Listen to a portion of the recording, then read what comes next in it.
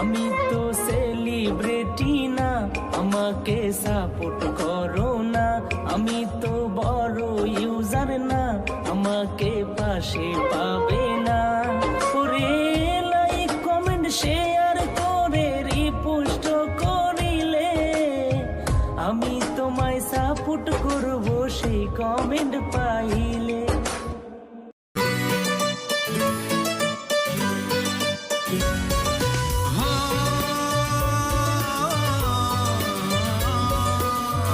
আধারে আলো জ্বালিয়ে চলো এবার, চলো এগিয়ে, জীবনের বাধা সকল পেরিয়ে এবার চলো এগিয়ে।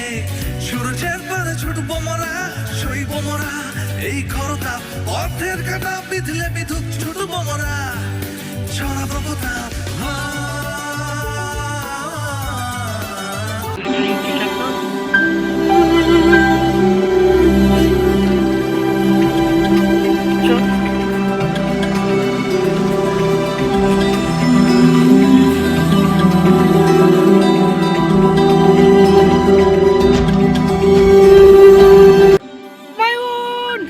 মনে হচ্ছে স্বপ্নের দেশে ঘুরে বেড়াচ্ছি, জান্নাতে ঘুরে বেড়াচ্ছি এইরকম মনে হচ্ছে।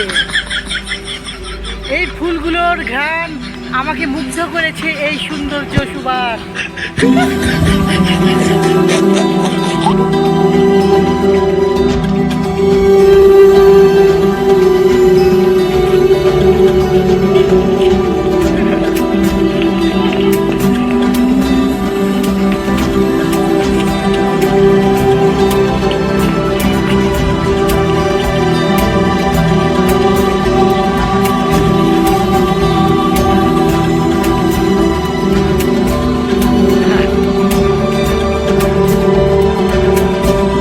হ্যালো জিয়াদ, তুমি কোথায়? এই তো শুটিং করবো। আচ্ছা, কোথায় যাব? গজারি বলে। আচ্ছা আচ্ছা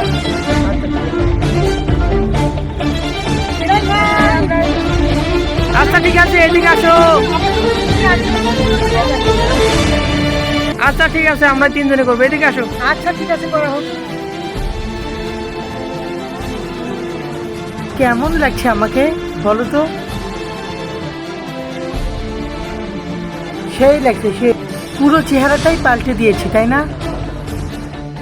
পুরো বলিউড কেঁপে দেবো।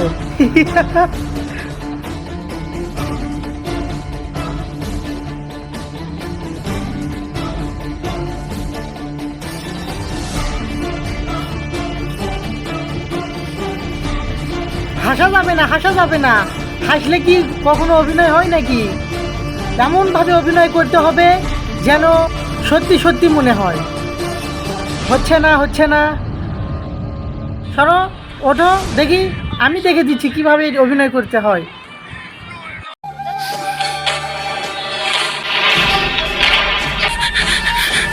ছেড়ে দাও, আমাকে মারো সেলিম। সে অপরাধ আমার না বেয়াজি তোমার।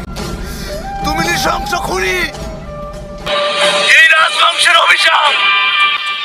দুর্ভাগ্যবশত এই মহান সাম্রাজ্য এখন তোমার আদেশে চলবে, কিন্তু এই রক্তাক্ত সিংহাসনে বসে শান্তি পাবে না সেলিম।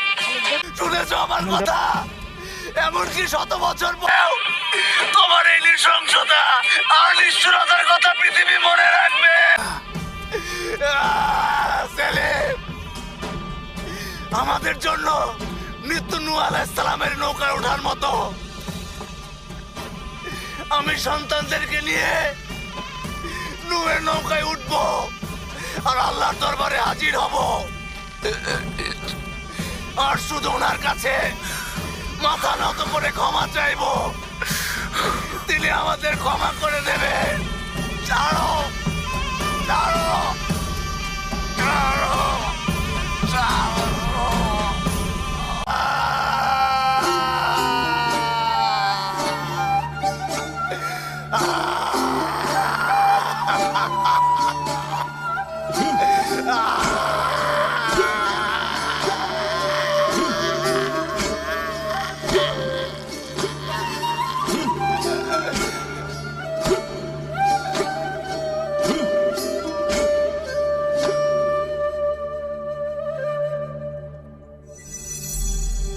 এমনভাবে অভিনয় করব পুরো বিশ্ব তাকিয়ে দেখবে। আমি হব বিশ্বের সেরা অভিনেতা।